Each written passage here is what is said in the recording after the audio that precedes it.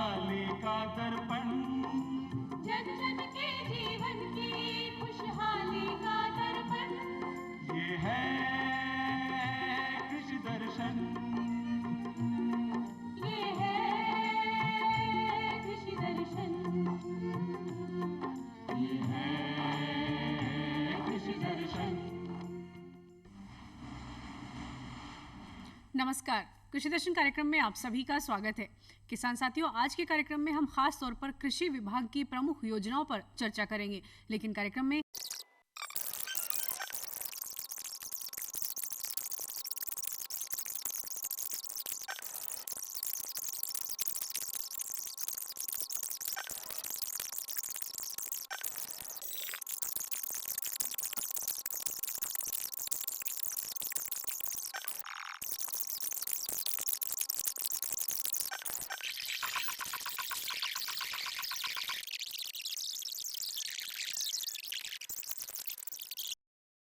और अगर कभी लाइन व्यस्त हो तो अपनी समस्या फोन पर रिकॉर्ड करा दो, वहाँ से फोन आ जाता है और समस्या की हल का मैसेज भी आ जाता है। ये देखो आ गया। अरे वाह, इसका मतलब इंतजार की घड़ी अब खत्म। हाँ। तभी मैं सोचूं कि आजकल मुझ पर इतना प्यार क्यों आ रहा है। कृषि संबंधी समस्याओं का अपनी भाषा में तुरंत हल पाने के लिए पूरे भारत में किसी भी फोन से हेल्पलाइन नंबर पर संपर्क करें। किसानों का दोस्त किसान कॉल सेंटर।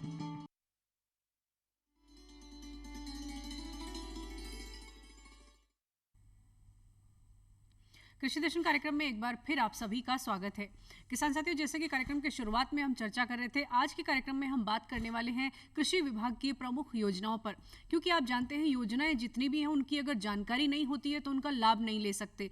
कृषि विभाग द्वारा जितनी भी योजनाएं चल रही हैं, चाहे उनसे अनुदान ले सकते हैं आप या फिर फसल बीमा की जो योजनाएं हैं, किस तरह से आप लाभ लें, इस पर विस्तार से जानकारी देने के लिए आज के कार्यक्रम में हमारे साथ हैं हरजीराम चौधरी जी। आप संयुक्त निदेशक कृषि विस्तार, कृषि विभाग, राजस्थान सरकार। सर, कार्यक्रम में आपका बहुत बहुत स्वागत है। नमस्कार, थैंक यू सर। सबसे पहले तो सर यही जानना चाहेंगे कि इस वक्त प्रधानमंत्री फसल बीमा योजना, उसकी अभी आखिरी तारीख भी है, उसके लिए किसानों को जागरूक हमें करना है।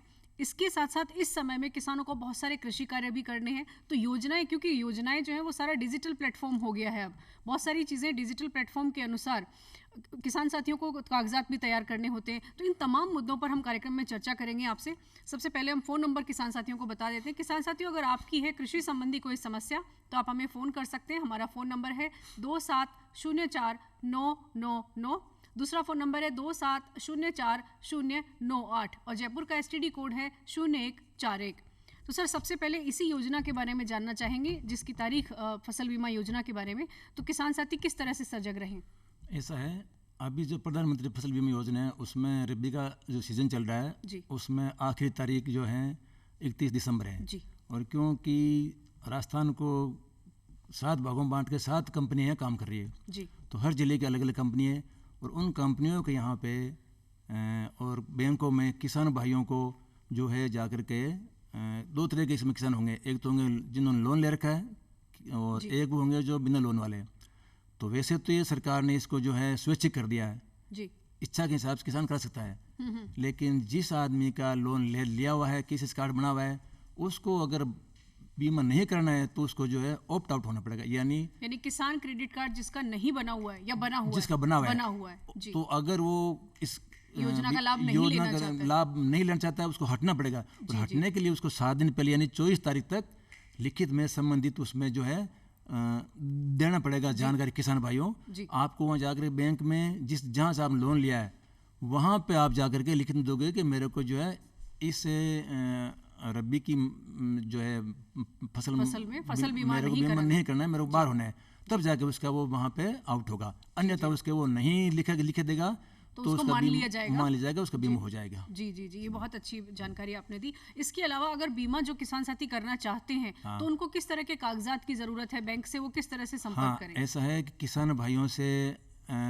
अभी रबी में जो है 1.5% उनका प्रीमियम कटेगा और उनको मुख्य तौर से 3 माह पे कागजात पेश करने होंगे जो बीमा करना चाहते हैं। पहले आधार कार्ड की फोटोकॉपी होगी, दूसरा होगी जो है वहाँ के पटवारी से जो है जमाबंदी की नकल, जी और तीसरा है कि उसके बैंक की खाते की डायरी, ताकि जब भी उनको फ़ायदा मिलेगा उस खाते में उसका वो पैसा जमा हो जाएगा। सर ये ऑनलाइन भी कर सकते हैं कि हाँ, इस पर हम चर्चा बिल्कुल। करेंगे। पहले किसान साथी जुड़ गए हैं फोन लाइन से, उनसे बात करते हैं। Hello hello. हाँ जी मैडम, हाँ जी, कौन बोल रहे हैं, नाम बताइए। मेरा नाम अशोक कुमार है। जी अशोक कुमार जी, कहाँ से बोल रहे हैं? गाँव जाट रोड। जी जी, पूछिए अपना सवाल। हाँ जी, जी अपना सवाल पूछिए। अशोक कुमार जी अपना सवाल पूछिए। ट्रैक्टर उपकरण पे जो अनुदान मिल रहा है ना, जी उसके लिए क्या मतलब कहाँ आवेदन करें, क्या उसमें शर्त है? जी जी सर, कृषि उपकरणों पर कोई अनुदान है तो उसके बिल्कुल लिए है, क्या करें? ऐसा है किसान भाई, आपको कृषि यंत्र अनुदान मिल रहा है और उसके लिए आपको जो है ऑनलाइन ही एप्लीकेशन दर्ज करानी है। ऑनलाइन दर्ज करने के बाद में जैसे ही आपका नंबर आएगा आपको बता दिया जाएगा विभाग से, और उसके बाद में जो है आपको यंत्र खरीदना है। स्वीकृति निकलने के बाद में आपको पहले कृषि यंत्र नहीं खरीदना है, पहले जो है आप ऑनलाइन करना है। ऑनलाइन के बाद में स्वीकृति निकलेगी, स्वीकृति निकलने के बाद में आपको बता दिया जाएगा, उसके बाद में आप कृषि यंत्र खरीदना है। सर ये राज किसान साथी पोर्टल पर ऑनलाइन कर बिल्कुल, सकते हैं हाँ, आवेदन? बिल्कुल उसी पर कर सकते हैं। जी जी, इसके अलावा कोई कागजात की जरूरत पड़ेगी नहीं सर? नहीं, कागजात कुछ नहीं देना है सर, ऑनलाइन ही आजकल पेपरलेस काम कर दिया है, ऑनलाइन जी। काम हो जाएगा सारा। जी जी, तो आप अगर एक बार रजिस्ट्रेशन कर लेंगे राज किसान साथी पोर्टल पर, और रजिस्ट्रेशन के दौरान जो कागजात चाहिए वो अगर आपने अपलोड कर दिए हैं अपने यूज़र पर, अपने यूज़र आईडी आपने ले लिया है और आपका रजिस्ट्रेशन हो गया है, तो फिर तमाम जो प्रक्रिया है वो आसान हो जाएगी और आपको किसी भी योजना के लिए बार बार आवेदन करने में कागजातों की ज़रूरत ज़्यादा नहीं पड़ेगी। बिल्कुल। जी सर, एक और बात जानना चाहेंगे, बहुत सारी ऐसी योजनाएं हैं जिनमें किसान साथी और भी सुविधाएं ले रहे हैं, क्या एक साथ कई योजनाओं का लाभ भी किसान साथी ले सकते हैं? बिल्कुल ले सकते हैं, जैसे एक किसान फार्म पॉइंट का भी ले सकता है, कृषि यंत्र का भी ले सकता है, यानी जो अलग अलग योजना है उसका वो किसान एक से ज़्यादा का फायदा भी ले सकता है। कई बार भ्रम की स्थिति रहती है कि एक किसान ने पहले से कुछ अनुदान लिया हुआ है तो दूसरी कोई योजना में अनुदान चाहिए, तो क्या वो अनुदान मिल सकता बिल्कुल है? मिल सकता है, उसी सेम ही योजना पे नहीं मिलता है। जी जी, जैसे अलग योजना पे जैसे ले किसी ने एक फार्म पॉइंट भी ले लिया तो दूसरा किसान अगर वो खोता है तो उस पर भी मिल जाएगा। जी। कुछ ऐसी योजना है जिसमें सेम पे नहीं मिलता, बाकी जो है अलग अलग योजनाओं पे किसान एक से अधिक फायदा ले सकता है। जी, जल प्रबंधन की तमाम योजनाएं हैं जिस पर सर बहुत सारे अनुदान है, चाहे वो फार्म पॉन्ड है, खेत तलाई है, तो इसके लिए क्या अभी से अगर कोई लेना चाहे, अनुदान लेना चाहे, इसके तो लिए क्या क्या है प्रक्रिया कि होगी? वैसे तो किसान भाइयों को इसमें क्या है कि ये सारे के सारे पानी से संबंधित है, जी और पानी जब वर्षा होती है उस टाइम इकट्ठा होता है, तो पहले से ही जो इसकी स्टार्टिंग में तैयारी करके ऑनलाइन फार्म भरना जी। चाहिए। फिर भी मान लो कुछ किसान भाई ऐसे जो बच गए हो, अब भी ऑनलाइन करना चाहे तो ऑनलाइन अपना जो है फार्म आवेदन कर सकता है, ताकि जैसे ही और टारगेट आएंगे या अभी जहाँ बचे हुए हैं वहाँ उनको दोबारा स्वीकृति निकाल देंगे और उनको जो है फायदा मिल जाएगा। जी, अब इसमें इसके मुख्य अलावा सर प्रधानमंत्री जो कृषि सिंचाई योजना है उसमें अगर अनुदान चाहिए या उसमें कोई सहायता चाहिए तो वो क्या मिल सकती है अगर दूसरी योजना में ले रहे हैं लाभ? बिल्कुल मिल सकती है, जैसे इसमें अपने अपने फार्म पॉइंट है ही, एक आपके पाइपलाइन है, जी। दूसरा जहाँ पे कुछ जगह जलहौज की स्कीम भी है, तो इन पे भी जो है किसान भाई ऑनलाइन आवेदन करके और फायदा ले सकता है। जी जी, इसके अलावा सर एक और योजना है आजकल कांटेदार जो तारबंदी है, हाँ। वो किसान साथी करना चाहते हैं, तो कई बार समूह में भी किसान साथी करना चाहते हैं, तो सामूहिक कितना फायदा है और अगर एकल किसान करते हैं तो क्या फायदा होगा? ऐसा है, ये योजना अभी जो राजस्थान सरकार ने किसान भाइयों के लिए जहाँ पे रोजड़े आवारा पशु वो फसल को नुकसान कर देते हैं, उससे बचाव के लिए योजना लागू की है। शुरू में ये एकल की थी, तो एकल में जो है काफ़ी लोगों ने रुचि नहीं ली, तो इसको जो है पिछले काफ़ी टाइम से सामूहिक तौर से कर दिया है। जी। पहले इसमें 5 किसान होते थे और 5 हेक्टेयर ज़मीन थी, अब उसमें 3 किसान यानी 3 किसानों का समूह बनेगा और 3 हेक्टेयर तक ज़मीन होगी, और तीनों के जो है खेत पास पास होने चाहिए, यानी एक ही चक में हो। जी जी फिर तीनों को ही फायदा अलग अलग मिलेगा, और ये भी ऑनलाइन होगा, और एक किसान को 400 मीटर तक पर मीटर 100 रुपये के हिसाब से, यानी 40,000 तक एक किसान को अधिकतम फायदा ही मिलेगा इसमें। और तीनों को और आवेदन इसमें एकल करना होगा या सामूहिक अलग अलग सबको अलग अलग करना पड़ेगा, अलग अलग आवेदन करना पड़ेगा। जी जी, और पैसे जो है तीनों को ही अलग अलग मिलेंगे, और 3 से ज़्यादा भी हो सकते हैं एक साथ में, लेकिन कम से कम 3 आदमियों की एक जगह चक में जमीन हो और तीनों का आवेदन एक साथ करना पड़ेगा। जी जी, एक और किसान साथी फोन लाइन पर हमारे साथ हैं अभी। हेलो हेलो हेलो, हाँ जी, नमस्कार मैम। बलकौर सिंह जी बोल रहे हैं? बलकौर सिंह। जी जी जी, अंबाला से आपका राजस्थान में स्वागत है। जी बलकौर जी, पूछिए आपका क्या सवाल है? मैंने जो तोरई फसल लगा रखी है ना। जी जी, तोरई की खेती कर रहे हैं आप? हाँ जी जी। मैम, मैंने अब तक उसको कोई पानी नहीं दिया है। अभी जो कल हल्की सी बारिश हुई है, अभी मैं उसको तोरई पानी सब्जी की दूंगा बात कर रहे हैं ना सर? हाँ जी, तोरई की सब्जी की बात कर रहे हैं, सब्जी की खेती कर रहे हैं आप? तोरिया तोरिया ये सरसों के दूसरा रूप होता है। अच्छा अच्छा, सरसों, ओके, जी जी जी, तोरिया। क्या अभी तक समस्या आ मैंने रही है? उसको कोई पानी नहीं दिया है। जी हल्की फुल्की बारिश हुई है, मैं पानी उसको लगाऊं या ना लगाऊं, जी जी उसका जी 90% सर, फूल अंबाला आ से गया है। एक किसान साथी जानना चाह रहे हैं कि इस वक्त क्या करें सरसों की ऐसा है, फसल? सरसों में अभी आपने बुआई की हुई अगर 30-35 दिन हो गए हैं तो आप पहले ही सिंचाई दे देवे। साथ ही वहाँ पे आप जो टॉप ड्रेसिंग के रूप में यूरिया भी वहाँ उसमें भी दे सकते हो। वो ये कह रहे हैं बारिश अगर हुई है तो क्या करूं, मतलब बारिश सिंचाई करनी हुई है चाहिए? तो सिंचाई नहीं करनी है आपको, क्योंकि सिंचाई का काम बारिश ने कर दिया ऑलरेडी, तो आपको भी नहीं करनी है सिंचाई। जी जी जी। और इस वक्त क्या ध्यान रख सकते हैं, जैसे और इस राजस्थान वक्त की भी बात कर क्योंकि लें तो? अभी करीब सरसों की बुआई हुए कहीं 25 दिन, कहीं महीना, कहीं 35 दिन हुए, जी। तो इस टाइम किसानों भाइयों को ये सलाह दी जाती है कि वो पहली टॉप ड्रेसिंग यूरिया उसमें वहाँ के मांग के आधार पर देवे। कृषि विभाग के जो कृषि अधिकारी उनसे पूछ ले कि अपने यहाँ पे कितनी यूरिया डालनी है, उस हिसाब से यूरिया डाले। और अगर कहीं कहीं पे अगर खरपतवार अगर पैदा हो गई है तो उसकी जो है निराई गुड़ाई कर दें, ताकि जो है वो पोषक तत्व है खरपतवार यूज में लेकर के पूरा ऊपर सरसों का आएगा तो उसकी पैदावार अच्छी होगी। जी जी सर, कई बार खरपतवार के लिए या कीटों के लिए भी रसायनों का प्रयोग बहुत करते हैं किसान साथी, तो रसायन जो है वो जैविक अगर कीटनाशी इस्तेमाल करें या जैविक तरीके हों तो वो ज़्यादा लाभप्रद होंगे। आप क्या कहना चाहिए? बिल्कुल है कि मेरा तो ये मानना है कि किसान भाइयों को कीटनाशकों का और वीडिसाइडों का कम से कम और यहाँ तक प्रयोग नहीं करना चाहिए जहाँ तक है लेबर से ही उसको जो है खरपतवार को निकलना चाहिए। क्योंकि आजकल पूरा का पूरा जो है कीटनाशक का ज़्यादा प्रयोग होने से पूरा का पूरा जो है एटमॉस्फेयर ही ठीक नहीं हो रहा है। तो ज़्यादा से ज़्यादा जैविक का अथवा मैनुअल ही प्रयोग करके कीटनाशक तो किसान साथियों, जैसा कि एक्सपर्ट कह रहे हैं, आपको अगर सरसों में भी आप खरपतवार बढ़ गया है और आप अगर खरपतवार नाशी कोई रसायन इस्तेमाल कर रहे हैं तो एक्सपर्ट अक्सर ये सलाह देते हैं कि आप जैविक तरीके अपनाएं ताकि आप पर्यावरण को सुरक्षित रख सकें, फसलों को सुरक्षित रख सकें और सबसे बड़ी बात आप सेहत को, क्योंकि हमारे स्वास्थ्य पर ऐसे रसायनों का बहुत विपरीत असर पड़ता है, तो वो भी हम सुरक्षित रह सकते हैं अगर आप कम से कम रसायनों का इस्तेमाल करें। जैविक तरीके बहुत सारे हैं जिन्हें आप अपना सकते हैं। सर, उद्यान विभाग में भी बहुत सारी योजनाएं हैं, बिल्कुल सही बात है, जिनका अनुदान किसान साथियों को मिलना चाहिए। तो किस तरह की अनुदान योजना और किसान साथी कैसे जागरूक हैं इसमें? जैसे एक तो आजकल जहाँ पे प्याज लोग पैदा कर रहे हैं, तो प्याज क्योंकि जल्दी खराब होने वाली एक फसल है, तो उसके लिए किसान भाइयों को एक विभाग द्वारा योजना चला रखी है, प्याज भंडारण योजना। उस प्याज भंडारण योजना में 50% यानी जो ढांचा बनता है 25 MT का, उसकी लागत मानिए 1,75,000 यानी 2 लाख, और उसमें से आधा यानी 27,500 रुपये का किसान को फ़ायदा मिलता है।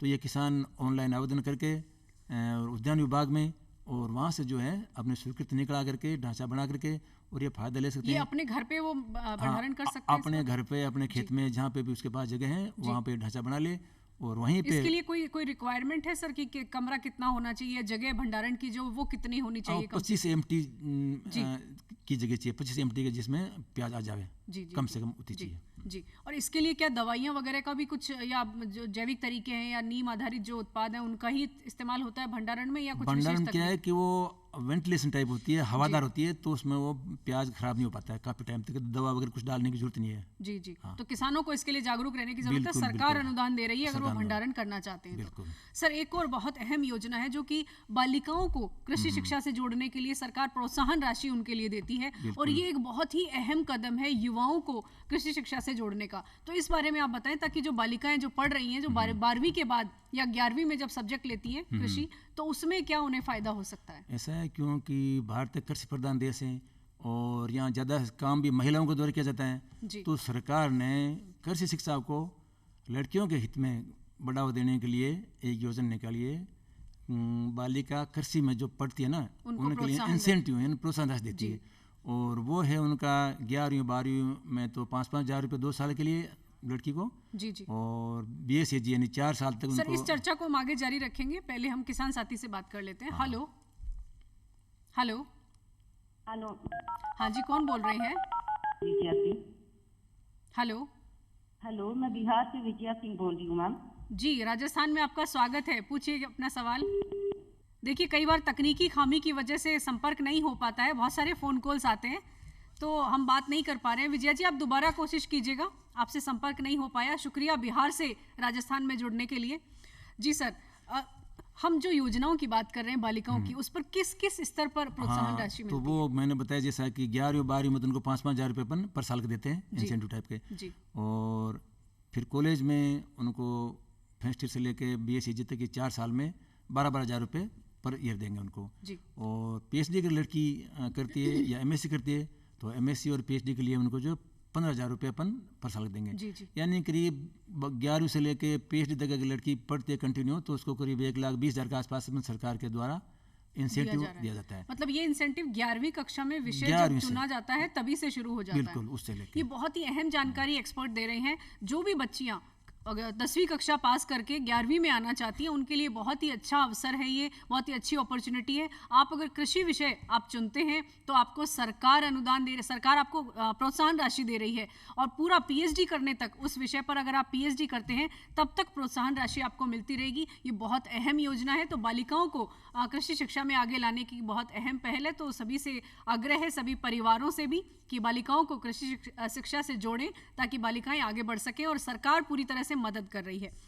जी सर, इस समय सर बहुत सारे कृषि कार्य भी किसान साथियों को करने हैं क्योंकि फसलें जो है वो अलग स्तर पर आ गई हैं। सर्दी का मौसम बढ़ रहा है, कीट भी इस समय बढ़ जाते हैं। तो क्या कर सकते हैं इस वक्त? इस समय क्या है कि अभी बुआई की लगभग पूरी हो चुकी है। कुछ एक जगह जहाँ पे खेत खाली नहीं हुए थे या कपास थी तो उस जगह पे किसान भाई जो है अभी उस खेत को तैयार करके और लेट वैरायटी वाले गेहूँ की बुआई कर सकते हैं। जिन लोगों ने बुआई नहीं करी है उनके लिए तो यह सलाह है कि वो गेहूं की लेट वैरायटी बुआई करे खेत तैयार करके। और जिन लोगों ने शुरू में टाइमली सरसों वगैरह बुआई कर ली उनके लिए सलाह है कि वो पहली सिंचाई करे। 30-35 दिन हो गए और पहली सिंचाई के बाद में साथ ही यूरिया टॉप ड्रेसिंग के रूप में उनको देवे। और जहाँ पे अगेती जो फसलें हैं उन पर कहीं खरपतवार हो गए, वीड्स वगैरह, तो उनको निकलने का काम करे। और इस समय जो है सब्जियों का भी सीज़न चल रहा है तो सब्जियों में भी विशेष तौर से जो छोटी पौध हैं उनको जो है बचा के रखे अभी सर्दी से। जैसे ही सर्दी कम होगी ट्रांसप्लांट करें उनको।